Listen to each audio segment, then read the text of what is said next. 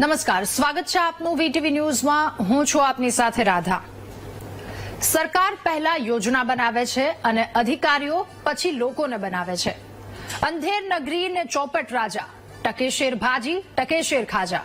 બાળપણમાં વાંચેલી આ જૂની કવિતા યાદ આવે એવો કારભાર આજે આપણા રાજ્યમાં ચાલી રહ્યો છે. લોકો માટે યોજનાઓ તો અઢળક લાવ્યા છે, લોકો સુધી પહોંચાડવાની વ્યવસ્થા નથી. ચારે કોર અંધાધૂંધી ભરી વ્યવસ્થા અને લોકો પરેશાન. રાજ્ય સરકાર સમાજના વિવિધ વર્ગો માટે યોજના તો બનાવે છે, પરંતુ યોગ્ય પ્રચારના અભાવે વ્યવસ્થાના નામે મીંડું હોવાથી આ બધી યોજનાઓ ફક્ત કાગળ પર જ રહી જાય છે. આજનું મહામંથન કરીશું આ સવાલની સાથે કે સરકારી યોજનાઓ કોના વાકે ધૂળ ખાય છે. ગુજરાત વિધાનસભામાં વર્ષ 2023-24નો કેગનો રિપોર્ટ રજૂ કરવામાં આવ્યો અને કેગના રિપોર્ટમાં NFBS આ સ્કીમ અંતર્ગત પાત્રતા ધરાવતા લાભાર્થીઓને લાભ ન મળ્યો હોવાનું સામે આવ્યું છે. NFBS સ્કીમના 27,801 લાભાર્થીઓ સહાયથી વંચિત રહ્યાનો કેગ રિપોર્ટનો અહેવાલ છે, આંકડા દર્શાવે છે. મામલતદાર અને સમાજ સુરક્ષાના અધિકારીઓની બેદરકારીના કારણે આ સહાય, આ લાભ લોકો સુધી નથી પહોંચ્યો. આ વાત કેગ રિપોર્ટમાં સામે આવી છે. બીપીએલ કાર્ડ ધારક પરિવારના મોભીના અકસ્માતનું મૃત્યુ બાદ વિધવા થયેલી બહેનોને સરકાર 20,000 રૂપિયાની વન ટાઈમ સહાય ચૂકવે છે. મામલતદાર અને સમાજ સુરક્ષાના અધિકારીની બેદરકારીથી વિધવાઓ સુધી, એ બહેનો સુધી આ 20,000 રૂપિયાની સહાય નથી પહોંચી. બે જગ્યા પરના ઉદાહરણો આપું. ભરૂચના ઝઘડિયા તાલુકામાં વર્ષ 2014થી 2019 દરમિયાન 201 પાત્રતા ધરાવતા લોકો આ સહાયથી વંચિત રહ્યા છે. ડાંગની વાત કરીએ હવે. ડાંગના આહવામાં વર્ષ 2017થી 2020 દરમિયાન 774 પાત્રતા ધરાવતા લોકો કે જેઓ સહાયથી વંચિત રહી ગયા છે. એટલે આ વહીવટ કેવો ચાલે છે એના ઉપરથી તમને અંદાજો આવી ગયો હશે, કારણ કે બહેનો સુધી આ યોજના તો આવી છે, પરંતુ યોજના ત્યાં સુધી પહોંચતી નથી, છેવાડા સુધી. NSAP યોજના અંતર્ગત અનેક લાભાર્થીઓને સમયસર પેન્શન ન મળ્યું હોવાનું પણ કેગ રિપોર્ટમાં સામે આવ્યું છે. એ 20,000ની સહાય, ત્યારબાદ પેન્શનનો પણ અહીંયા ઉલ્લેખ કરવામાં આવ્યો છે. NSAP યોજનાના 3,820 લાભાર્થીઓને વર્ષ 2017થી 21 દરમિયાન 1 થી 38 મહિના સુધી પેન્શન મળ્યું જ નહોતું. સરસ્વતી સાધના યોજનાની સાયકલો, દીકરીઓ સુધી આ સાયકલો પહોંચાડવામાં આવે છે. ત્યારે આ સાયકલો ખૂબ ખર્ચ કરીને બનાવવામાં આવે છે, પછી એક જગ્યા પર મૂકી દેવામાં આવે છે, કારણ કે વચ્ચે એવો વહીવટ નથી. અને વહીવટ કરનારા અધિકારીઓ છે, કદાચ એમની આળસના કારણે, કેબિનમાં બેઠા રહેવાના કારણે એ જે લાભ જેમના સુધી પહોંચાડવાનો છે એમના સુધી આ લાભ પહોંચાડી શકતા નથી. અને પછીની પરિસ્થિતિ એ વિદ્યાર્થીનીઓ 9મા ધોરણની, 8મા 9મા ધોરણની કે જેઓને ચાલીને જવું પડે છે 4-4, 5-5 કિલોમીટર, અને બીજી બાજુ લાખોનો ખર્ચો કરી અને એ સાયકલ બનાવવામાં આવી હોય છે. એ સાયકલની પરિસ્થિતિ શું? તો કે કાટ ખાઈ જાય છે અને એમનેમ ઢગલો પડ્યો રહે છે, સ્પેર પાર્ટ તૂટી જાય છે, ભંગાર થઈ જાય છે. આ હાલતમાં એ સાયકલની હાલત હોય છે. પાટણમાં આવી સાયકલો કાટ ખાય છે, તો પંચમહાલમાં આવી સાયકલો પહોંચતી જ નથી. હવે કુપોષણની વાત કરીએ. કુપોષણને નાથવાની અનેક યોજનાઓ છે. મમતા અભિયાન, માઇક્રોન્યુટ્રિશિયન પ્રોગ્રામ, કુપોષણ મુક્ત Gujarat, mothers absolute affection, Kasturba પોષણ સહાય યોજના, જનની સુરક્ષા યોજના, પ્રધાનમંત્રી માતૃ સુરક્ષા અભિયાન, પ્રધાનમંત્રી માતૃ વંદના યોજના. 17 થી 18 જેટલી આવી યોજનાઓ છે કુપોષણ મુક્ત કરવાની. જોકે અનેક લોકોનો સવાલ એ છે કે આટલી બધી વિવિધ નામોની યોજનાઓ હોવા છતાં ગુજરાતમાં સમસ્યાનું સમાધાન કેમ નથી આવતું? કારણ કે આંકડો પણ સામે આવ્યો છે. 2020-21નો 1.82 લાખ કુપોષણનો આંકડો હતો, જે 2021-22માં 1.64 લાખ આસપાસ પહોંચ્યો છે. એટલે ઘટાડો ચોક્કસથી આવ્યો છે, પરંતુ 1.64 લાખ સુધી હજુ આંકડો રહ્યો છે. આટલા વર્ષો પછી પણ, આટલા પ્રયત્નો પછી પણ, આટલા નાણાંના ખર્ચ કર્યા પછી પણ લોકો પાસે આવી યોજનાની એક તો જાણકારી નથી હોતી. અને જે લોકો જાણે છે એવું જ્યારે ઓફિસમાં જાય છે ત્યારે અનેક અવરોધો આવે છે. અહીંયા જાઓ, ત્યાં જાઓ, પેલાને ફોન કરો, આમ કરો, તેમ કરો. આ બધા અવરોધો પાર કર્યા પછી જ્યારે વ્યક્તિ લાભ મેળવવા માટે પહોંચે ત્યાં સુધી તો એના પગે પાણી આવી ગયા હોય છે. એમને કોઈ કોઈ માર્ગદર્શન કે કઈ રીતે આ યોજનાનો લાભ તમે મેળવી શકો એવી માહિતી ક્યાંયથી આપવામાં જ નથી આવતી. બસ ખાલી એક વાત કહેવામાં આવે, આ ઓફિસથી પેલી ઓફિસ જાઓ, અમારા વિસ્તારમાં આ બધું નથી આપતું, તમે આ વિસ્તારમાં જાઓ, અને એ વ્યક્તિ ગોળ ગોળ ફરતો જ રહે છે. સહાય મળે તો એમાંથી પણ કટકી કરવા માટે અધિકારીઓ ભૂખ્યા ડાસની જેમ બેઠા હોય છે. અને આ બધા કારણો કે જેના કારણે સંખ્યાબંધ યોજનાઓ ઓન પેપર જ રહી ગઈ છે અને પરિસ્થિતિ એ જ પ્રકારની કે ઉપરથી યોજનાઓ ઘણી બધી આપવામાં આવે છે, પરંતુ એ યોજના નીચે અમુક લોકો સુધી કે જેમને સુધી પહોંચાડવાની હોય છે એ પ્રોપર પહોંચતી નથી. આ સમસ્યા છે, એનું સમાધાન શું તેના પર ચર્ચા કરીશું આજના મહામંથનમાં.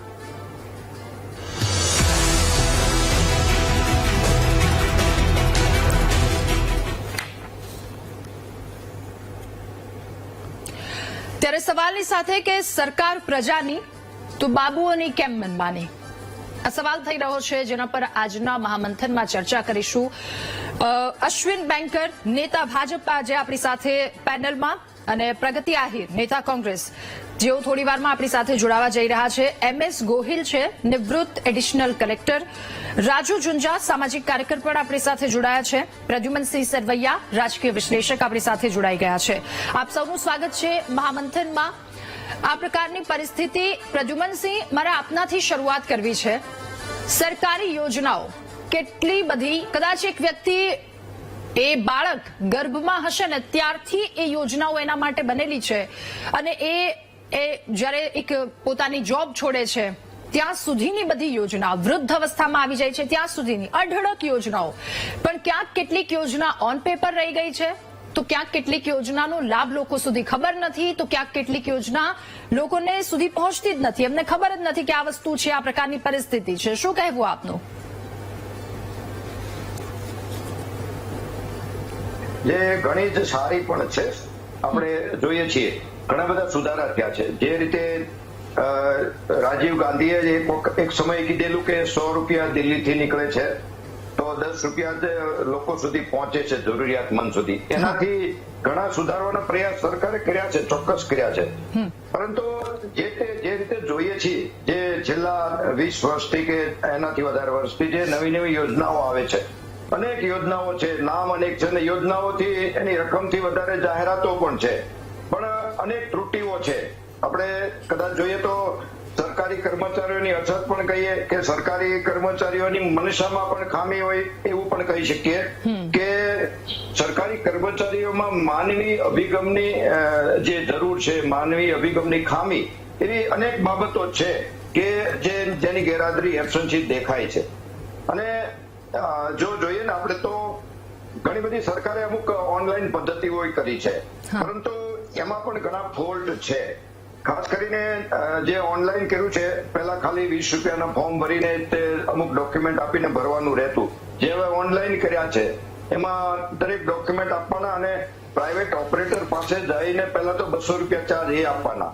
એ બધું ઓનલાઈન કરીને અંતે તો છેલ્લે 400 રૂપિયાની ટિકિટ ચોંટાડીને પાછું બધા ડોક્યુમેન્ટ સાથે ઓફલાઈન કરવાનું. એટલે ત્યાંથી એ કર્મચારીને કે ટૂંકમાં સરકારી ઓફિસમાં એ અરજદારના ધક્કા ખાવાનું ચાલુ થાય, જે ધક્કા ખાવાની એની યાત્રા ચાલુ થાય છે. અને એમાં અનેક બાબતો છે. હાલો એક આપણે એક્ઝામ્પલ લઈએ, મકાનનો દાખલો. તો જૂનું મકાનની જે સહાયતા મળે છે જે કઈ અરજદારને, એમાં તે જૂનું મકાન હોય, બિચારે તો રાવળું મકાન હોય, એના કોઈ ટાઇટલના આધાર ન હોય, એની વેરા પહોંચ ન હોય, તો એનો માલિકીનો આધાર નથી હોતો, તો એના પણ સરકારે એકવાર એનું જૂનું મકાન છે એને તે માન્ય રાખીને એને યોજનાનો લાભ આપવો જોઈએ. અને જેને લીધે જે તે સરપંચો કે જે તે અધિકારીઓ, સંગઠનના જે લોકો, એની સાથે એને સારા સંબંધ રાખવા મજબૂરી એની થઈ જાય છે. એને ત્યાં પણ ધક્કા એને ખાવા પડે છે. એટલે આવી અનેક વાતો છે કે જે સરકારે સુધારવાની જરૂર છે. અને 3 વર્ષના જે આવકના દાખલા છે એ વારંવાર પાછું દર 3 વર્ષે આવક બતાવવાની, કોઈ જાદુ, સરકારી કોઈ નીતિમાં જાદુગીરી તો થઈ નથી કે એના આવકમાં મોટા ફેરફાર થાય. કોઈ જવલ્લે કોઈ લોકોને એવા મોટો કુદરતી આવકનો થયો હોય ફાયદો કે કઈક લોટરી લાગી હોય, એટલે એમાંય પણ વારંવાર એવા ડોક્યુમેન્ટને ખોટી ગીરદીઓ કરાવી અને લોકોને દોડાવવા, એના બદલે દર 3 વર્ષે માત્ર એફિડેવિટ કરીને જૂની આવક જે છે એ મુજબ જ છે એવું લખાણ લખી લે તો પણ અરજદારને ઘણી બધી ફાયદો થાય એમ છે અને રાહત થાય એમ છે. એ રીતના સરકારી કર્મચારીની ઘણી બધી એવી છે કે જો એ સહકાર આપે તો ઘણી બધી યોજનાઓ મૂળ વ્યક્તિ સુધી પહોંચી શકે. હાજી, ઠીક છે, ઓકે. રાજુભાઈ પણ આપણી સાથે જોડાયા છે. રાજુભાઈ, આપ સામાજિક કાર્યકર છો, કેટલાય લોકો આપની પાસે આવતા હશે કે આ સમસ્યા છે અથવા તો આ યોજના મારે જોઈએ છે, તો એનો લાભ કેવી રીતે મેળવી શકું? તમને શું લાગે છે, લોકો આવે ત્યારે એમની શું રજૂઆત હોય છે? એમ જ્યારથી બાળક જન્મે ત્યારથી જે સરકારી યોજનાઓનો લાભ અપાતો હોય છે અને ઘણા લોકોને આપણે સરકારી લાભ અપાવ્યા છે, પણ વાત એ છે કે સરકારી યોજનાનો જે લોકોને ઘણીવાર માહિતગાર કરવા જોઈએ એ ક્યાંક ને ક્યાંક જનપ્રતિનિધિઓ ઉણા ઉતરે છે. બીજી વાત કરીએ તો ક્યાંક ડોક્યુમેન્ટના અભાવે એ સરકારી યોજનાનો લાભ જે લાભાર્થી છે એ લઈ નથી શકતા. આમ તો અત્યારે જોઈએ ને તો ખરેખર સરકાર દ્વારા એટલા બધી બજેટ રાજ્ય લેવલે અને કેન્દ્ર લેવલે ફાળવવામાં આવે છે કે જો માણસ સરકારી યોજના અને ડોક્યુમેન્ટ બધા કમ્પ્લીટ હોય તો એને કઈ બીજા ખોટા ખર્ચાઓ કરવા જ પડતા એવી સ્થિતિ છે અત્યારે. સારું છે, પરંતુ ક્યાંક ને ક્યાંક એ યોજનાઓ લોકો સુધી એનો જે ફાયદાઓ છે એ ત્યાં સુધી એને સુધી જાણકારી પહોંચતી નથી. એને કારણે આપણે જણાવ્યું કે કેગના રિપોર્ટમાં ઘણા બધા લોકો એનાથી વંચિત રહી ગયા, તો એમાં એક કારણ એ જ હોઈ શકે કે એના સુધી માહિતી પૂરી પહોંચી નથી. અને બીજી વાત એ કે સરકારી યોજનાઓ જે છે એના ક્યાંક ને ક્યાંક ડોક્યુમેન્ટની ઉણપને કારણે કે ઘટતા હોવાને કારણે એ સરકારી યોજનાનો લાભ લઈ શકતા નથી.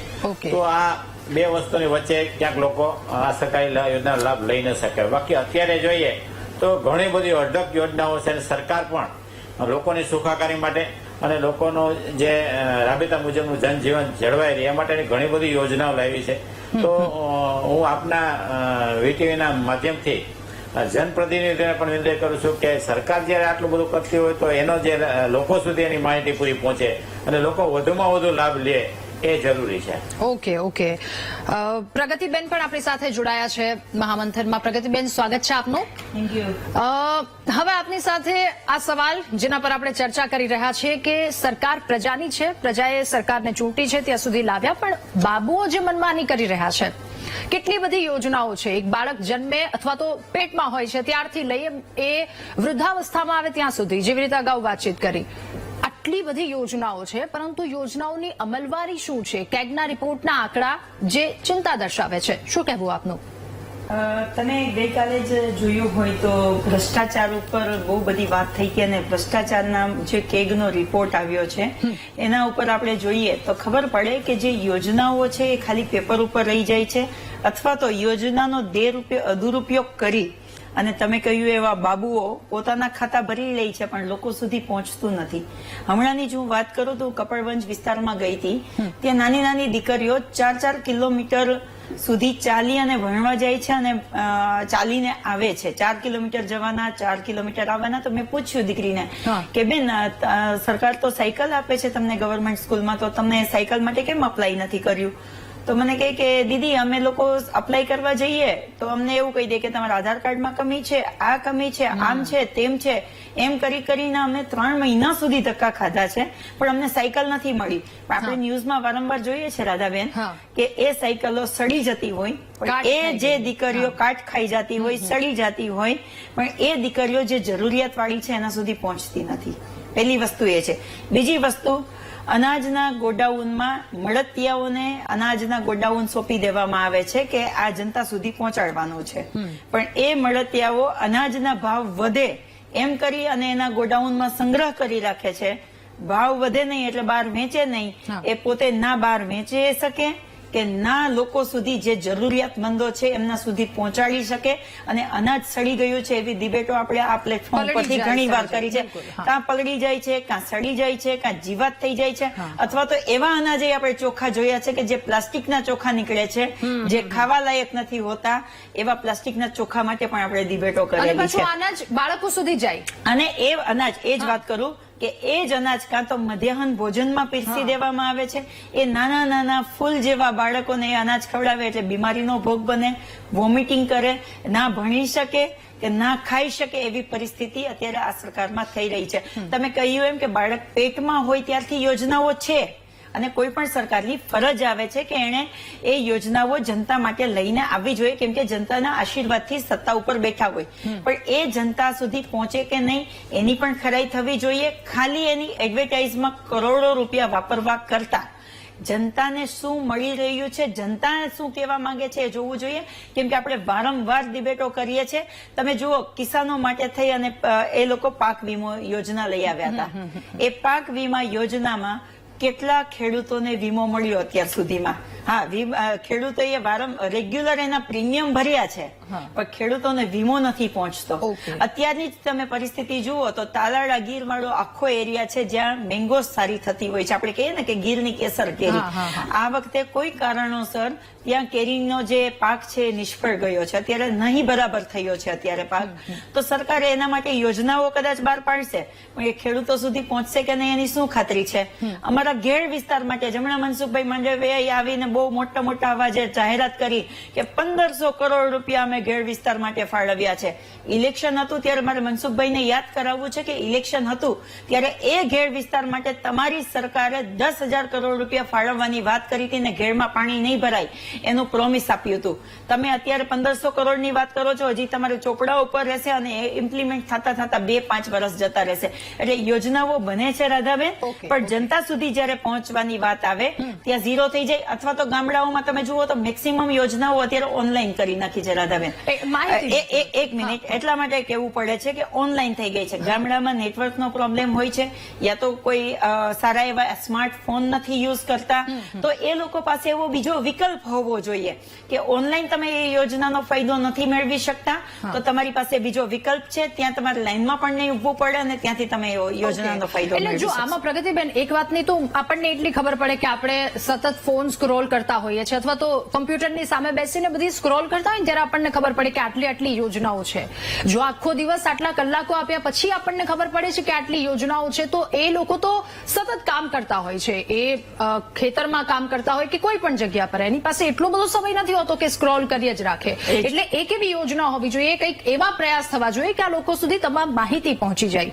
અશ્વિનભાઈ પણ આપણી સાથે જોડાયા છે. અશ્વિનભાઈ, મારે આપને એ પૂછવું છે કે આટલી બધી યોજનાઓ રાખવામાં આવી છે, જો આ બધી યોજના એક માણસ સુધી સામાન્ય રીતે અને ખૂબ સરળતાથી પહોંચી જાય ને તો એનું જીવન સ્વર્ગ જેવું થઈ જાય એ પ્રકારની પરિસ્થિતિ છે. પરંતુ પરિસ્થિતિ, વાસ્તવિકતા કંઈક અલગ જ દેખાઈ રહી છે. શું કહેવું આપનું?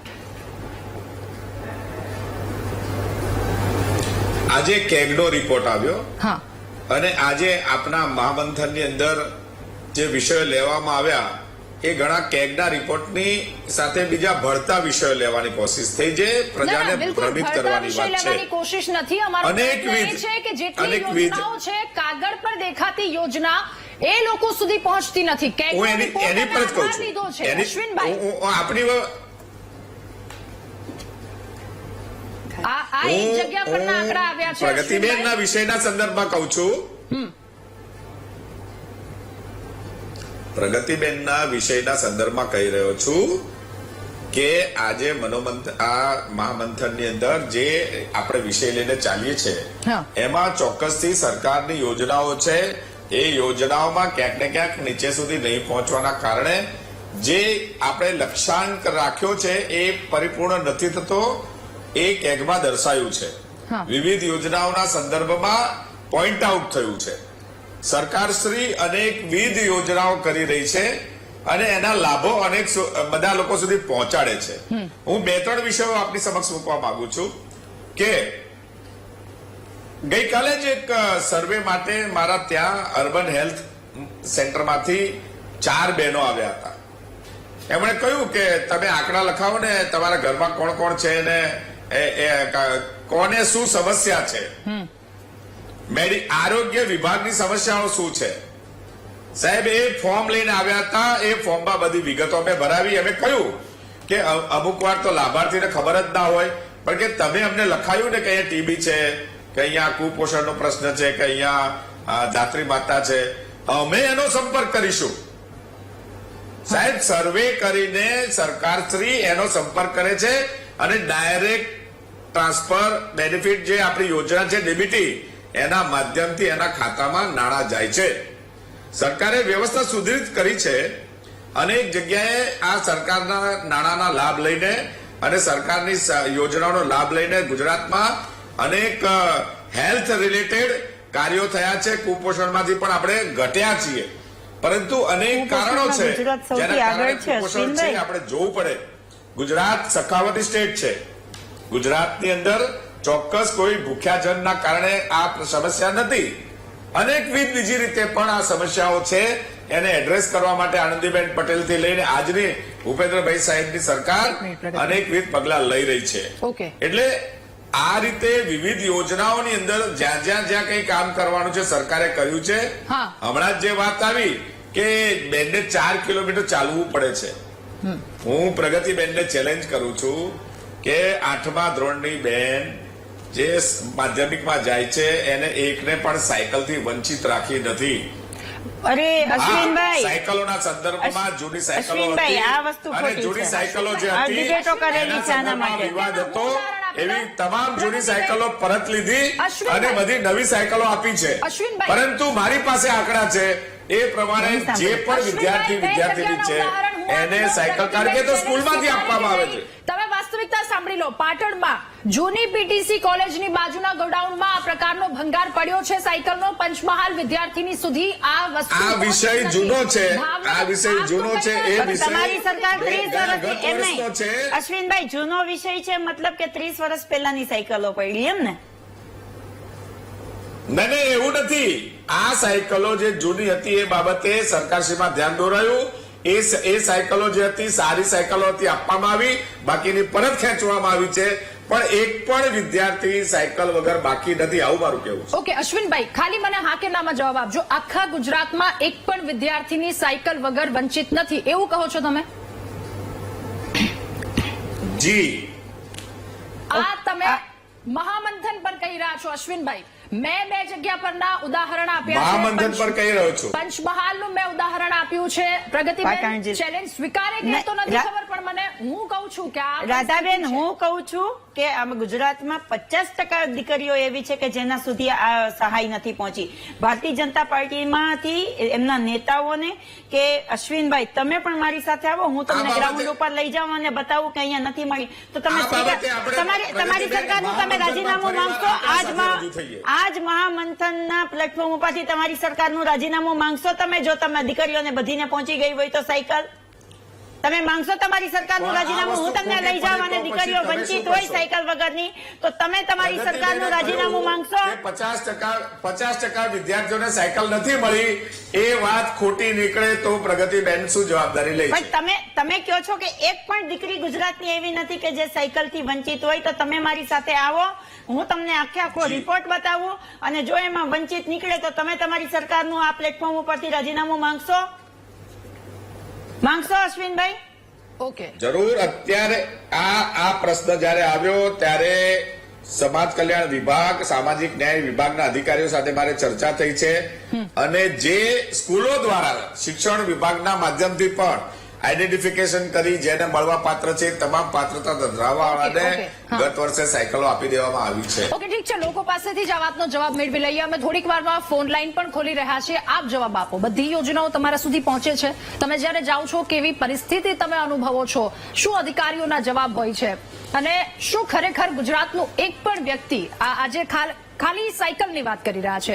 સાયકલની જે યોજના છે સરસ્વતી સાધના યોજના, દીકરી ગુજરાતની દરેક દીકરી કે જે આ લાભ મેળવવા માટે હોય છે એના સુધી પહોંચી છે. પ્રદ્યુમનસિંહ, ખૂબ ટૂંકમાં, કારણ કે ગોહિલ સાહેબ પણ જોડાઈ ગયા છે. વિધાનસભામાં જવાબ આપવામાં આવ્યો છે કે ડિસેમ્બર એન્ડ સુધીમાં 1,18,000 સાયકલો વિતરણ કર્યા વિનાની છે, એટલે પહોંચાડવામાં આવી નથી. અને એ સિવાયના પ્રશ્નો તો જુદા, જે બેરિંગ વગરની ને બુશિંગ સાથેની સાયકલો આપવામાં આવી છે, એ બધા એ અનેક વિષયો છે. અને આ સાયકલો જે તે નેતાઓની ગેરહાજરીને લીધે પડી છે. આ સ્કૂલને આપી દીધી તો સ્કૂલ વિદ્યાર્થી સુધી પહોંચાડી દે, વિતરણ કરી દે. હાજી. ફોટા પાડવા હોય ને નેતાઓ ત્યાં જઈને કે જો અમે સાયકલ વેચી. અશ્વિનભાઈ, ચલો હું નથી કહેતી, પ્રદ્યુમનભાઈ નથી કહેતા, પ્રગતિબેન નથી કહેતા, કોઈ નથી કહેતા. આ તો વિધાનસભામાં આંકડા રજૂ થયા છે. હવે શું કહેશો? એ જે વાત કરવામાં આવી છે તે વણ અપાયેલી સાયકલોની વાત છે. અપાઈ ગયેલી સાયકલો જે પણ પાત્રતા ધરાવતા અત્યારે ભણતા વિદ્યાર્થીનીઓ છે વિધાનસભાનો આંકડો ખોટો એમને કે એટલા સાયકલો કરોડ વિતરિત લોકોને કરી નથી દેવામાં પહોંચી, આવી દીકરીઓને નથી છે પહોંચી. અને તે હવે બાકી નથી. જે વિવાદિત છે એવી સાયકલો પડી રહી છે, એ વાત સાચી છે. કોના વાંકે અશ્વિનભાઈ, કોના વાંકે? એ વિષય બાબતે ઘણી બધી ચર્ચાઓ થઈ છે. ડિપાર્ટમેન્ટની પ્રોક્રુટમેન્ટ કાર્યવાહીમાં જે પણ પ્રશ્નો ઉભા થયા અને એના કારણે આ વાત આવી છે ને એ વાત સાચી છે કે એ સરકારની આ સાયકલ ખરીદીના પ્રકરણની અંદર અનેકવાર આપણે આ બધી ડિબેટમાં ચર્ચા કરી છે કે ઘણી સાયકલો પડી રહી. કારણો અનેક હતા. પ્રોક્રુટમેન્ટના કારણો હતા, એના વિભાગના કારણો હતા. પરંતુ જે દીકરીઓને સાયકલો મળવા પાત્ર છે એ નવી સાયકલો બધાને આપી દેવામાં આવી છે. અને સાયકલની સાથે સાથે અશ્વિનભાઈ 30 વર્ષથી તમારી સરકાર છે ને, તો એ ગુજરાતમાં કુપોષણનો આંકડો ઘટી જવો જોઈએ. એ ઘટ્યો નથી, વધતો જાય છે. ઠીક છે, આપણી સાથે MS ગોયલ સર પણ જોડાયા છે, નિવૃત્ત એડિશનલ કલેક્ટર છે. ગોયલ સર, આટલા વર્ષોનો આપનો અનુભવ, આટલી બધી યોજના છે અને બીજી તરફ પ્રજા છે, બંને વચ્ચેની પરિસ્થિતિ તમને શું લાગે છે? વીટીવીના દર્શકોને અને પેનલ ઉપરના બધા મિત્રોને, જો બે રાજકીય પક્ષના પ્રતિનિધિઓ બી છે, વિશ્લેષક બી છે, પ્રદ્યુમનસિંહજી જેવા જાણકાર માણસ બી છે, મને આપે ચાન્સ આપ્યો છે. જેટલી પણ યોજનાઓ સરકારની હોય છે તમામે તમામ યોજનાનો 100% અમલ થઈ ગયો છે એવું કોઈ કહી શકે નહીં. જો કહેતા હોય તો વાસ્તવિક નથી. પહેલો મુદ્દો આ. બીજો મુદ્દો એ છે કે કેગના રિપોર્ટમાં એવું નથી કીધું કે ભાઈ બધા લોકોને વંચિત રહ્યા છે. અમુક સંખ્યા છે, પણ કેટલા લોકોને અપાઈ ગયું છે એ વસ્તુ બી આપણે ધ્યાનમાં લેવી જોઈએ. બહુ ઓછા લોકો એવા છે કે જેને અપાણું નથી. સાયકલોની જે ચર્ચા કરી, તો સાયકલોની ચર્ચામાં ક્યાંક ને ક્યાંક સાયકલો અમુક જિલ્લામાં અમુક જ સાયકલો પડી રહેલી હતી, બાકી બધા જિલ્લાઓમાં સુચારુ રૂપથી સાયકલો અપાઈ ગઈ છે. અને એ વિશે આવતા એ વિષયનું સમાધાન અને નિરાકરણ લાવ્યું છે એવું પબ્લિકલી નોટિસમાં આવી ચૂકેલી વસ્તુ છે. છતાં પણ આ જે ડીલે થઈ છે અથવા તો કોઈ ભૂલ થઈ છે, વિતરણ વ્યવસ્થાની ભૂલ થઈ છે, એ ભૂલ છે, એમાં કોઈ શંકાને સ્થાન નથી. કેગ જેવી સંસ્થા, જો આપણી લોકશાહીની અંદર સરકાર છે, કાર્યપાલિકા છે, એના ઉપર કેગ જેવી ઓડિટ કરનારી સંસ્થાઓ છે, ત્યારે આ બધા વિષયો સામે આવે છે. ઘણી બધી પરિસ્થિતિઓની અંદર કેટલીક જગ્યાએ અધિકારીઓ કર્મચારીઓની નિષ્કાળજી પણ હોય છે, છતાં એમનું વર્કલોડ બી વધારે હોઈ શકે છે, પરિસ્થિતિ બી જુદી જુદી હોઈ શકે છે. એટલે આ કોઈ બેડ ઇન્ટેન્શનથી વંચિત રહી ગયા છે એવું નથી. પણ હું મારા જીવનનો એક દાખલો આપવા માંગુ છું. એ કોઈ મારી પ્રશંસા માટે કરવા આપવા નથી માંગતો, પણ આ હકીકત થાય છે. વૃદ્ધ પેન્શનની યોજના વર્ષોથી ચાલી આવેલી છે, કેટલાય વર્ષથી. હું નવસારી પ્રાંત હતો ત્યારે એક ગામમાં હળપતિવાસમાં ગયો અને હળપતિવાસમાં મેં બેઠેલા માણસો વૃદ્ધોને જોયા. એમ જોડે વાત કરી કે અમને તો કઈ કોઈ પેન્શન મળતું નથી. તો હું પછી મારા હેડક્વાર્ટરમાં નવસારી આવ્યો, મામલતદારને મેં ફોન કર્યો અને ફોનમાં એવું બોલ્યો કે ભાઈ આપણી અંબિકા નદીમાં પાણી કેટલું છે? તો કે કેમ સાહેબ આવું બોલો છો? ના પાણી કેટલું છે? કે સાહેબ ખૂબ પાણી છે. તો મેં કાલે 9 વાગે તમે અંબિકા નદીના બ્રિજ ઉપર આવી જાઓ, હું બી આવી જાઉં. તમે પહેલો ધુમકો મારજો, તું ડૂબી ગયો છો એ મને ખબર પડશે, એટલે હું બી મારી દઈશ. મને કે સાહેબ કેમ આવું? અરે ભલા માણસ, સરકારે તમને મામલતદાર તરીકે નિમ્યા છે, મને ડેપ્યુટી કલેક્ટર તરીકે નિમ્યો છે. સરકાર કે છે કે વૃદ્ધોને તમે પેન્શન આપો. આ ગામમાં હું ગયો તો કમસે કમ 50 થી 60 માણસો મને મળ્યા હળપતિવાસમાં બીજે કે એ લોકોને પેન્શન મળતું નથી, વૃદ્ધ છે, 70 વર્ષ ઉપરના લાગ્યા. તો આવું કેમ ચાલે? આપણે આપણી ફરજ ચૂકીએ છીએ. અને અમે ઝુંબેશ કરી અંતે 2 મહિનામાં 2000 લોકોના પેન્શન ચાલુ કર્યા. એટલે શું થયું? એનો અર્થ શું થયો કે કમી યોજનાઓમાં રહે છે. અધિકારીઓ કર્મચારીઓની જોડે બી ઘણા બધા કામો હોય છે, એમાં બી રહી જાય છે. થોડીક નિષ્કાળજી બી છે. પણ કેગ જેવી સંસ્થાઓ જયારે આ બધી બાબતો જે છે પેપર ઉપરથી ઓડિટની અંદર કાઢે છે ત્યારે વધારે જાગૃત થવાય છે ને થાય. લોકોએ બી જાગૃત થવું જોઈએ. બીજી એક ચર્ચા આપણે એમાં થઈ કે ભાઈ બધું ઓનલાઈન છે, તો દરેક પંચાયતમાં ઈ મિત્રની વ્યવસ્થા છે ને બાકી બધે બી ઈ મિત્રો છે. ઈ મિત્રને ત્યાં જઈ અને આપણે આપણા ફોર્મ અપલોડ કરી શકીએ અને જનસેવા કેન્દ્રમાં જઈએ ને આપણે આ પૂછીએ તો બી આપણને આ સૂચનાઓ એ અંગેની માર્ગદર્શન મળે છે. એટલે સરકારનો પ્રયત્ન ખૂબ હોય છે. સરકાર રિઝલ્ટ ઓરિએન્ટેડ કામ કરે છે અને ગુડ ગવર્નન્સ જેવી પોઝિશન ગુજરાતમાં છે. એવું નથી કે કોઈને મળ્યું નથી, કોઈને મળ્યું. હા, પણ ન મળ્યું હોય એને જાગૃતિપૂર્વક આ રીતે કરવું રજૂ થાય તો આ બધી કમીઓ છે દૂર થાય અને આપણે સારી પોઝિશનમાં એકદમ વિકસિત ગુજરાતની તરફ જઈ શકીએ એવું મારું માનવું છે. બિલકુલ. એટલે સર વાત ત્યાં જ આવીને ઉભી રહી જાય છે કે આમાં એક જાગૃત વ્યક્તિ અને સાથે મૂલ્યવાન કે પ્રામાણિક વ્યક્તિ હોય, પ્રામાણિક અધિકારી હોય ને તો આ બધી વસ્તુ શક્ય બને લોકો સુધી પહોંચવી. અમૃતભાઈ આપણી સાથે સુરતથી જોડાઈ ચુક્યા છે. અમૃતભાઈ, શું કહેવું આપનું? હાજી નમસ્કાર રાધાબેન. જી નમસ્કાર અમૃતભાઈ, જણાવો. હવે આમાં હું એમ કહેવા માંગુ છું તો ગમે તે પ્રશ્નમાં ભાજપ કોંગ્રેસની ઘેરે છે, બરાબર? તો ભાઈ હમણાં 60 વર્ષ સુધી શું કર્યું એ માટે તો ભાઈ 30 વર્ષથી તમને બેસાડ્યા છે. હવે રહ્યો મુદ્દો આપણે સાયકલનો, તો તમારી ડિબેટમાં દરેક ચેનલ પર કા સાયકલ કેટલી ને કેવી રીતના પડી છે બતાવે છે, બરાબર? હવે કાં તો ટેગનો રિપોર્ટ ખોટો તો સરકાર સાચી, કાં સરકાર સાચી હોય તો ટેગનો રિપોર્ટ ખોટો હોય. મને તો એમ કહેવાનું રાધાબેન, તો ભાઈ આપણી કોઈ જગ્યાએ આરસાઈ રહી ગયો અથવા અધિકારીના પાપે આ વસ્તુ નથી ગઈ તો સ્વીકાર કરવામાં હું તો માનું છું. તો ભાઈ સ્વીકાર કરી લો, અમારથી અથવા અધિકારી ત્યાં ભૂલ થઈ ગઈ છે, બીજી વખત સચેત રહીશ. આમાં દોષનો ટોપલો હું તમારી પર જોડું અથવા તમે મારા પર જોડો, આમાં નાગરિકોનું નુકસાન છે, કોઈ પક્ષને ફરક નથી પડતો.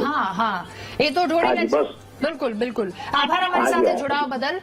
તો એ તો એકબીજા પર આ વાત આવી જાય છે, પરંતુ સહજ સ્વીકારવાની વાત છે કે ચલો આ બધી વસ્તુ છે. સાયકલની વાત આવી જ ગઈ છે ત્યારે એવા પણ અમે સમાચાર વાંચ્યા છે કે આ જે કાટ ખાઈ ગયેલી સૌ સડી ગયેલી સાયકલ છે એના ઉપર કલર કરી દીધો અને પછી એ સાયકલો પહોંચાડી દીધી છે.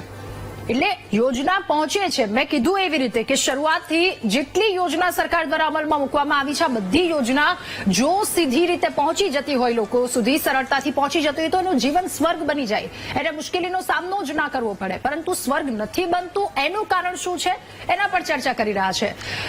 પ્રદ્યુમનભાઈ, મારે તમને એ પૂછવું છે, કેગનો રિપોર્ટ જે લોકો તૈયાર કરે છે એમની પાસે આ આંકડા આવી જાય છે કે ચલો આટલા લોકો આટલી યોજનાથી વંચિત છે. કેગના અધિકારીઓ એ જે રિપોર્ટ તૈયાર કરનાર, ઓડિટ કરનાર સંસ્થા પહોંચે છે તો પછી આંકડા સામે આવે છે તો ત્યાં તો અધિકારીએ પહોંચવું જોઈએ કે આટલા આંકડા સામે આવ્યા, ચલો અહીંયા સુધી લાભ નથી પહોંચ્યો તો આપણે પહોંચાડી દઈએ. કેગના રિપોર્ટમાં સમજો આપણે દિલ્હીની હમણાં ઇલેક્શન હતી, એનો કેગના રિપોર્ટ ઉપર આપણે આખી ઇલેક્શન લડ્યા છે સત્તાધારી પક્ષ. તો આ આપણી ગુજરાતનો જે કેગનો રિપોર્ટ હોય તો એને ગંભીરતાથી લેવો જોઈએ. અને યોજનાઓ છે, નથી એવું નથી, ઘણી યોજનાઓ છે, સારી યોજનાઓ છે, લોકો સુધી પહોંચે છે, પણ એમાં રહેલી આ ખામીઓ છે જે કેગ પોતે કહે છે, તો એ ખામીઓને સંશોધન કરવું જોઈએ, ખામીઓ સુધારવી, કઈ રીતે સુધારવી એ મૂળભૂત ફરજ આવે છે અને એને સ્વીકારવી જોઈએ. આપણે ગુજરાત મોડેલની વાત કરતા હોય તો કુપોષણ એ આપણી એક ગુજરાત મોડેલની નાલીસી છે. એ શા માટે છે, એનો સુધારા શું, એ બધી બાબતો જોવી જોઈએ. અને કેગના રિપોર્ટ જોઈએ તો લગભગ આપણે તો સમજો 27 ડિપાર્ટમેન્ટ છે ને 80 થી વધુ નિગમો અને બોર્ડ નિગમો છે. એમાં અમુક બાબતોમાં તે કેગના રિપોર્ટ ચેક થાય છે, બધે તો થતા નથી. હમણાં જ આપણે બજેટમાં જોયું, છેલ્લે બજેટમાં 1000 કરોડનો વર્ષ 2009 ને 10 નો એટલે મોદીજીના શાસન વખતનો બાકી રહેલો ખર્ચ બજેટમાં પાસ કરવામાં આવ્યો. એટલે એવા ઘણી બાબતો હોય છે કે જે ચર્ચાનો વિષય બને, એનો જવાબ પણ સત્તાધારી પક્ષ પાસે હોવો જોઈએ અને પ્રજા છે એ જવાબ માંગી શકે છે કે આ ચર્ચાનો વિષય છે, આમાં સુધારો શું હોય એમ. ઓકે. અશ્વિનભાઈ, પ્રગતિબેન આપની પાસે આવું માત્ર ખાલી એક સેકન્ડ. અશ્વિનભાઈ, જો તમે અત્યારે કદાચ સ્ક્રીન અત્યારે આપની સામે હોય વીટીવી ન્યૂઝની મહામંથનની, અમે અત્યારે દ્રશ્યો બતાવ્યા. ફરી એકવાર પીસીઆરને કહીશ કે એ સાયકલના દ્રશ્યો ફૂલ સ્ક્રીનમાં બતાવે. આ સાયકલ લોકો સુધી નથી પહોંચી તો એની જવાબદારી કોણ, એનું ભારણ કોના ઉપર આવે છે? આટલો ખર્ચો કરીને જો આ રીતની સાયકલ પડી રહેતી હોય તો એ તો છેલ્લે લોકોના ખિસ્સા ઉપર જ જાય છે ને આ ભારણ. તમે તો ભંગાર કહી દીધું, કાટમાળ કહી દીધું. આ વસ્તુ આ જુઓ, જથ્થો અંદાજો લગાવી શકો આનો ખર્ચ કેટલો થાય છે?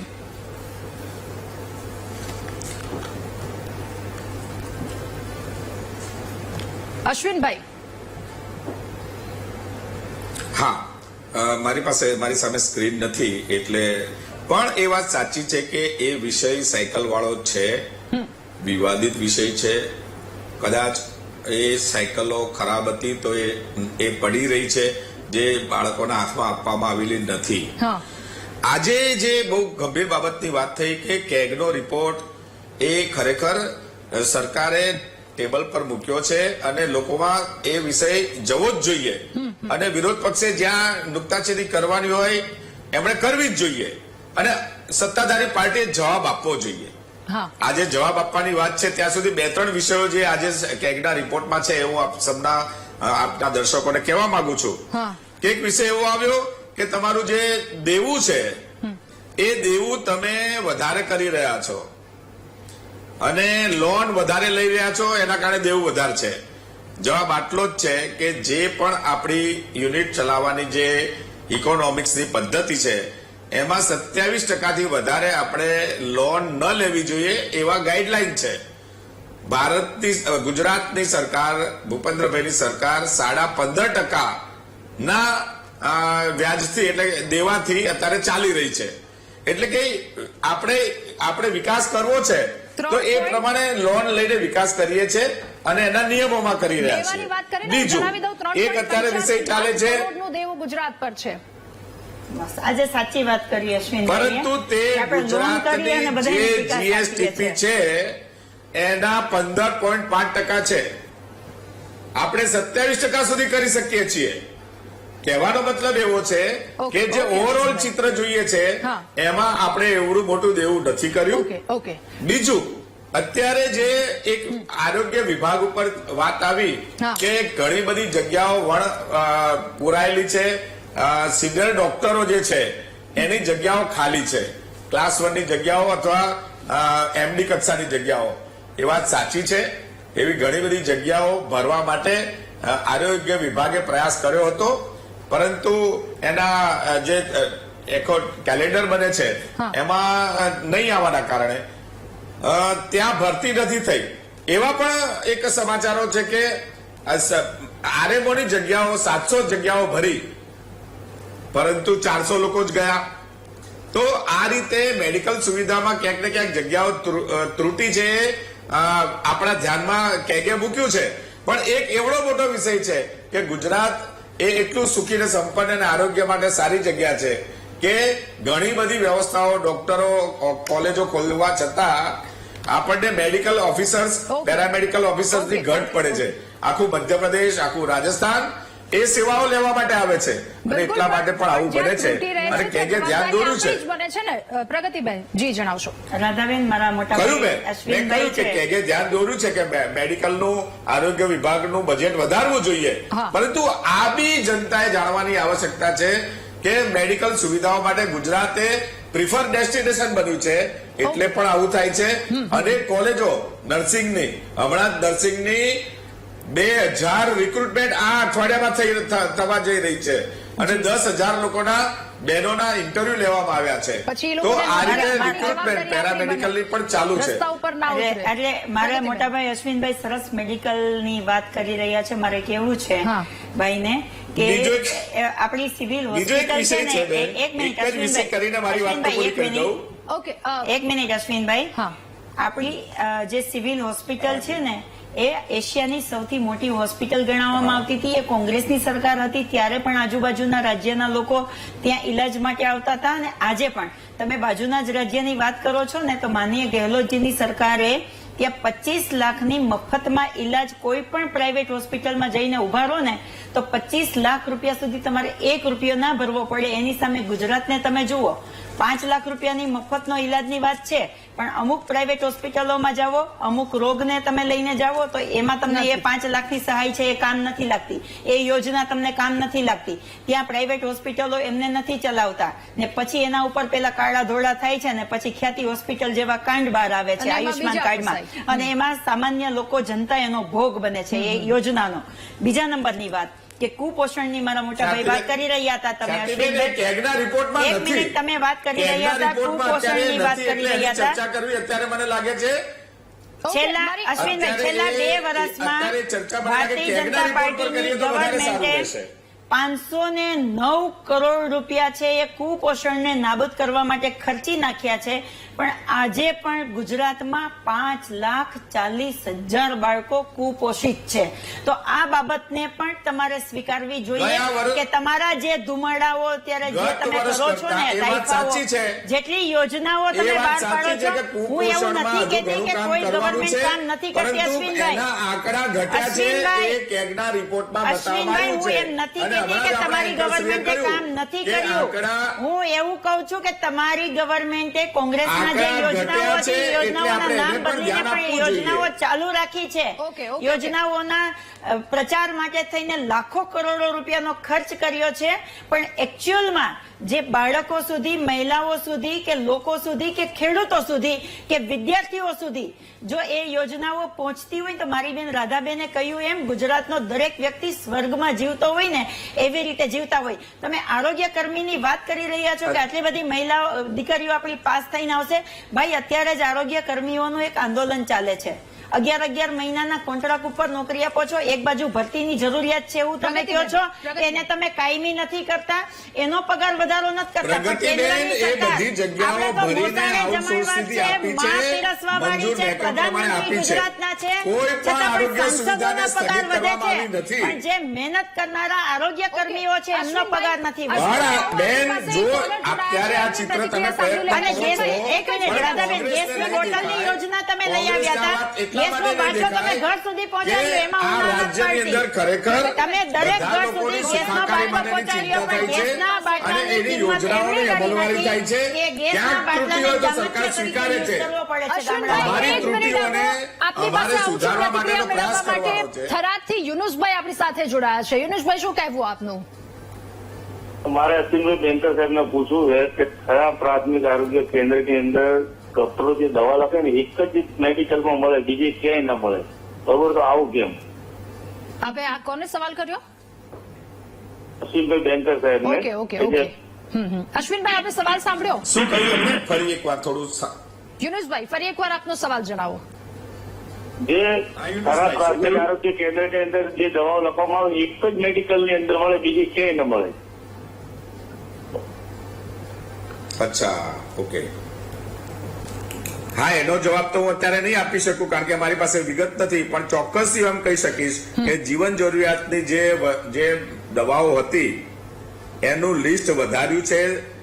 707 માંથી 1377 જેટલી દવાઓ આપણે ત્યાં રાખી છે અને જે સ્ટોર્સ છે, નવા વેન્ડરોને પણ 640 જેટલા વેન્ડરોને આપણે રિક્રુટ કર્યા છે અને 24-25માં 730 કરોડના પ્રોક્યુરમેન્ટના ઓર્ડર તૈયાર છે. Okay. એટલે એવું બને કે બીજા પણ સ્ટોર્સ અત્યારે આવશે અને તે વખતે પણ આ જે જીવન જરૂરિયાતની દવાઓ છે એ દવાઓ પહોંચાડવાની વ્યવસ્થા ઓકે, થશે. ઓકે, ઓકે, ઠીક છે. મહામંથનમાં ચર્ચા યથાવત રાખીશું. હાલ રોકાઈએ એક નાનકડા બ્રેક માટે. Welcome back. મહામંથનમાં ચર્ચા કરી રહ્યા છે કે સરકાર પ્રજાની છે પરંતુ બાબુઓ દ્વારા મનમાની કરવામાં આવી રહી છે. કેમ ચાલે? અનેક યોજનાઓ છે પરંતુ એ પાછળની વાસ્તવિકતા શું છે એના પર ચર્ચા છે. રાજુભાઈ, હવે આપની પાસેથી મારે જાણવું છે કે આ બધી પરિસ્થિતિ છે, આ વાસ્તવિકતા છે, આમાં શું કરી શકાય એક સામાન્ય વ્યક્તિ માટે અને વ્યક્તિ તરફથી? સરકારી જે યોજનાઓ છે એ લોકો સુધી પહોંચે એના માટે ખાસ મેં વાત કરી એમ એની પૂરેપૂરી માહિતી એને આપવામાં આવે. બીજું કે જે અધિકારીઓ દાંડાઈ કરતા હોય, લોકોને આ યોજનાનો લાભ આપવામાં ક્યાંક ને ક્યાંક અડચણરૂપ બનતા હોય એવા અધિકારીઓ સામે પગલાં લેવામાં આવે. કેમ કે સરકાર જો આટલી બધી વ્યવસ્થા કરતી હોય, આટલું બજેટ ફાળવતી હોય તો લોકોને એનો લાભ મળવો જ જોઈએ. અને બીજી વાત કરી તમે કે જે આ યોજનાઓમાં સાયકલો છે, ધૂળ ખાય છે, કુપોષિત બાળકો છે એને સુધી પહોંચતી નથી, એની દવાઓ, એની કીટ જે છે એ કીટ એને પહોંચતી નથી. તો એ લોકો સુધી પહોંચે અને જો આપણા ગુજરાતના બાળકોને જે સમૃદ્ધ કરવા હોય, કુપોષિતમાંથી બહાર લેવા હોય તો આ બધી જે યોજનાઓ છે એનો પૂરેપૂરો લાભ મળવો જોઈએ. અને આમાં છેલ્લે વાત આવીને ભાજપ અને કોંગ્રેસ આવીને અટકી જાય છે એવું નહીં, પરંતુ જે હકીકત જે છે એનો ખરેખર અશ્વિનભાઈ છે આપણી સાથે તો એ બધું આ જે મુદ્દાઓ છે એને સાંભળીને એનું સોલ્યુશન કેમ આવે, સરકારમાં જે ઘટતી કડીઓ છે, ખૂટે છે એ પૂરું કરીને આ યોજનાઓનો લાભ લોકોને મળે એ માટેનો તમારો આશય છે એ પૂરો થવો જોઈએ. બિલકુલ બિલકુલ. માણાવદરથી લક્ષ્મણભાઈ આપણી સાથે ફોન લાઈન પર જોડાયા છે. લક્ષ્મણભાઈ, શું કહેવું આપનું? અમારી છોકરી 9મું ધોરણ ભણે છે, 10મું ધોરણ. હા હવે જી લક્ષ્મણભાઈ. હવે સાત છોકરીઓની સાયકલ આવીને અમારી છોકરીની સાયકલ ન આવે. તમે આ સાયકલનો પ્રશ્ન ઉઠાવ્યો ને ભાઈ. ઓકે અશ્વિનભાઈ, આ એક કોલર જોડાયા છે માણાવદરથી લક્ષ્મણભાઈ. એમની દીકરી સુધી સાયકલ નથી પહોંચી. તમે કીધું ને બધી જગ્યાએ પહોંચી ગઈ. પણ ન પહોંચી હોય એવું નથી. હા. તો સરકારનું રાજીનામું માંગવાના. આ એક દીકરી સામે આવી ગઈ. અશ્વિનભાઈ, એનો જવાબ નહીં. અશ્વિનભાઈ, અવાજ આવી રહ્યો છે આપ સુધી? હવે નહીં આવે. હવે અવાજ નહીં આવે. ફોન કટ થઈ ગયો છે, પણ મને અહીંયા સમય સંજોગો એ દેખાઈ રહ્યું છે. જ્યારે સવાલ ઉઠ્યો છે ત્યારે ફોન કટ થયો. ફરી એકવાર સંપર્ક સાધવાનો પ્રયત્ન કરો. આપણે એમની પાસેથી આ જવાબ મેળવવાનો પ્રયત્ન કરીશું. ગોયલ સર, ત્યાં સુધી આપની પાસેથી મારી એ વાતને લઈને જાણવું છે કે તાલુકા કક્ષાએ પ્રજાલક્ષી એવી કોઈ યોજના અથવા તો એવું કંઈ કરી શકીએ કે આ બધી યોજનાઓ લોકો માટે છે એ લોકો સુધી તરત જ માહિતી પહોંચી જાય, સહેલાઈથી માહિતી પહોંચી જાય? એના માટે મીડિયા દ્વારા પ્રચાર પ્રસાર થાય અને બધા રાજકીય પક્ષોએ બી જાગૃત રહેવું જોઈએ, વિપક્ષે બી જાગૃત થવું જોઈએ અને સેવાભાવી સંસ્થાઓ પણ એમાં ભાગ લેશે ત્યારે થશે.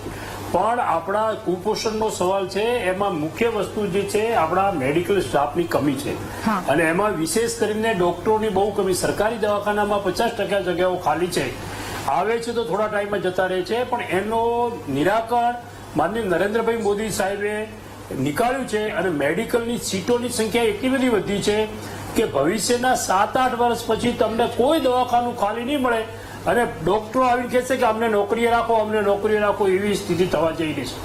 જે દિવસે આપણા દવાખાનાઓ ભરાઈ જશે ડોક્ટરોથી, એટલે પહેલા સ્ટાફ બી મળી જશે અને ન્યુટ્રિશનનો માલ ન્યુટ્રિશન છે એમાં સાચી મેડિકલની સર્વિસીસ એમને મળશે. એક બીજું, જેમ એજ્યુકેશનની અંદર પ્રાઇવેટ લોકો ખૂબ આગળ આવ્યા છે અને એજ્યુકેશનમાં આપણે સારું કરી રહ્યા છીએ, એવી જ રીતે હેલ્થમાં પ્રાઇવેટ સેક્ટર જે છે નો ડાઉટ ઘણી સંસ્થાઓ છે કે જે સેવાઓ આપી રહી છે અને ઘણી બધી સંસ્થાઓની અંદર મફત સારવાર બી થઈ રહી છે.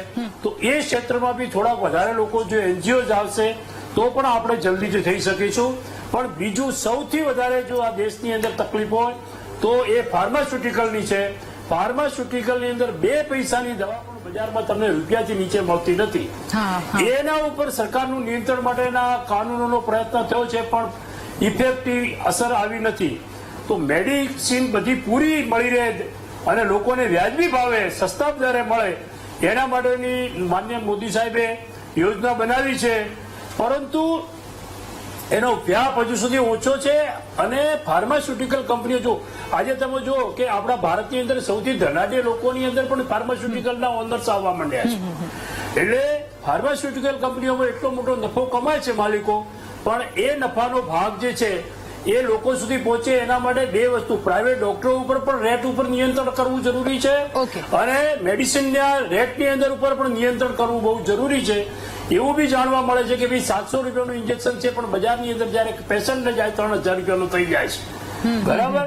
તો આ બધી બાબતોનું નિયંત્રણ કંટ્રોલ કરવો પડશે, કારણ કે આખરે આપણે જનકલ્યાણની યોજનાઓને અમલમાં મૂકવાનો છે, લોકોનું સુખાકારીમાં વધારો કરવાનો છે. તો આ બાબતની અંદર પણ સરકારે કંઈ ને કંઈ કડક પગલાં લઈ રહી છે સરકાર. હું એવું નથી કહેતો કે એ દિશાની અંદર આગળ વધારે કડક પગલાં લેવાની જરૂર છે, આગળ વધવાની જરૂર છે. જી બિલકુલ. પ્રગતિબેન, આપ શું કહી રહ્યા છો? હું એ કહી રહી છું કે ગેસના બાટલાની જે યોજના આવી હતી એ ઘર સુધી ગેસનો બાટલો પહોંચ્યો, પણ ગેસની બોટલના 450 રૂપિયાથી લઈ અને 1100, 1200, 1300, 1400 છેક 1500 સુધી પહોંચેલા ભાવ હતા. હવે ગામડામાં એક સામાન્ય ખેડૂત હોય કે એક મજૂર હોય એ બાટલો ક્યાં પુરાવા જશે? કેવી રીતે એ યોજનાનો ફાયદો મેળવી શકશે? એ મારે અશ્વિનભાઈને પૂછવું છે. બીજી વાત, આરોગ્ય લક્ષી કહી રહ્યા છે બધા. મારે ખાલી એ પૂછવું છે કે કોંગ્રેસના સમયમાં કોંગ્રેસની સરકાર હતી ને ત્યારે 10 થી 15 હજાર રૂપિયામાં મેડિકલની ફી ભરાતી હતી અને ડોક્ટર બની જવાતું હતું. અત્યારે ડોક્ટર બનવું હોય ને તો એમને કાં તો જમીનના 5-10 વીઘા ઓછા કરવા પડે મા બાપે, પછી દીકરાના 1.5 કરોડ થી 2 કરોડ રૂપિયા ભરે ને ત્યારે એક ડોક્ટર બનાય છે. એવી પરિસ્થિતિ અત્યારે ગુજરાતમાં થઈ છે. કાલના જ એક ન્યૂઝપેપરની અંદર છે કે અત્યારે 56 સરકારી સ્કૂલોને બંધ કરી દીધી છે. એટલે શું, સરકાર એવું બતાવવા માંગે છે કે તમે ખાનગી સ્કૂલોમાં જાઓ, ખાનગી સ્કૂલોમાં ભણવા જાઓ એટલે તમારે શિષ્યવૃત્તિ ના દેવી પડે ગરીબ બાળકોને. અને મારે ખાલી એક વસ્તુ ગોહિલ સાહેબે જે કહ્યું એમાં મારે કહેવું છે કે વિરોધ પક્ષ એમની ભૂમિકા નિભાવશે, સામાજિક કાર્યકર્તાઓ એમની નિભાવશે, મીડિયા એમની ભૂમિકા નિભાવી રહ્યા છે, પણ મારે એ કહેવું છે કે ભારતીય જનતા પાર્ટી ઇલેક્શન વખતે મોટી મોટી વાતો કરે છે કે અમારા પેજ પ્રમુખો છે, અમારો કાર્યકર ગામડા ગામડા સુધી છે, પેજ સુધી છે. તો એ પેજ પ્રમુખ છે, એમના પેજમાં આવતા ગરીબ લોકો સુધી આ યોજના કેમ નથી પહોંચાડી શકતો? એ તો ભારતીય જનતા પાર્ટીની સરકાર છે, એમની પાસે પેજ પ્રમુખો તૈયાર હોય તો એમણે એ યોજના ત્યાં સુધી પહોંચાડવી જોઈએ ને. બધું જ વિપક્ષ કરશે, બધું જ મીડિયા કરશે ને બધું જ બીજા લોકો કરશે તો કેમ ચાલશે? કોરોના કાળને ના ભૂલવો જોઈએ રાધાબેન. કોરોના કાળ આવ્યો, કેટલા લગભગ 1 થી લઈને 1 ઘર છોડીને જઈએ ને એ વ્યક્તિ એમના સ્વજનને ગુમાવ્યા છે.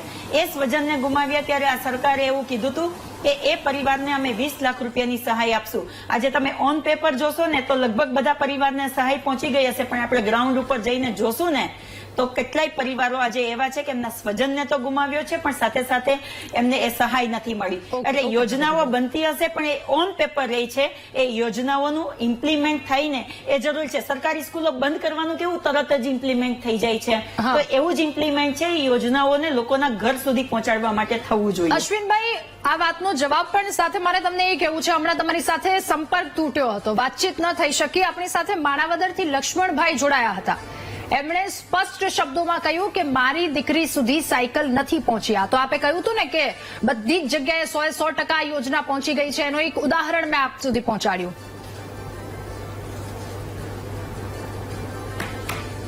મને કહેજો, મને જે વિગતો મળી છે એ પ્રમાણે હું તપાસ કરાવી લઈશ. હવે અત્યારે જે બેને વાત કરી, અત્યારે પ્રગતિબેને જે વાત કરી, પ્રગતિબેનને મારે આટલું જ કહેવું છે કે માનનીય નરેન્દ્રભાઈ મોદી સાહેબની સરકાર અને ભારતીય જનતા પાર્ટીનું સંગઠન માઇક્રો પ્લાનિંગ માત્ર વોટ લેવા માટે નથી કરતું, યોજનાઓના અમલવારી માટે પણ કરે છે. અને અમે ત્યાં સુધી, પ્રગતિબેન, આજે હું પત્તા ખોલું કે અમારી યોજનાનો લાભ જે લે છે ને એ જ અમને વોટ આપે છે. અને એટલા માટે વોટના આ ખોબા વોટ ગુજરાતની જનતા આપે છે, કારણ કે યોજનાનો લાભ લઈને આપે છે. એના માટે ભારતીય જનતા પાર્ટીની સરકારો બને છે. એટલે યોજનાઓની વાત કરીએ તો એટલું સરકારી તંત્ર ઉપર અમે નથી નિર્ભર. અમારું સંગઠન પણ યોજનાઓને પહોંચાડવા માટે વિવિધ કાર્યક્રમો કરે છે. એ કોરોના કાળ હોય ત્યારે અમે જ દેખાયા હતા, કોંગ્રેસ ક્યાંય નહોતી. અરે ભાઈ, તમે દેખાણા હોત તો ઘરે ઘરે તમારે ખબર ને પાટીલ સાહેબની ઓફિસમાંથી પેલા મોંઘા ઇન્જેક્શનની લાઈનો લાગી હતી, લોકો ઇન્જેક્શન માટે અહીંયા તલપાપડ થઈ રહ્યા હતા, રસ્તા ઉપર લોકોને ઓક્સિજન નહોતું મળી રહ્યું, પણ પાટીલ સાહેબની ઓફિસમાંથી ઇન્જેક્શન માટે લાઈનો લાગી હતી. કે ભારતીય જનતા પાર્ટી લોકોની સુખાકારી માટે આ કેગના રિપોર્ટમાં પણ જે સુધારા હોય એ સરકારે કરે છે, કરવાનું મન છે. ચોક્કસથી કેગ એ દિશા દર્શન છે અને અધિકારીઓ પણ કર્યું છે, તો કામ કરવાનું છે. ચોખાનો ઓર્ડર જાહેરાત કરી હતી, પણ વેપારીઓએ જ આરોપ કર્યો હતો કે અમારા સુધી જયારે પહોંચ્યું છે ને ત્યારે 3,56,000 કોંગ્રેસ ઉઠાવે છે.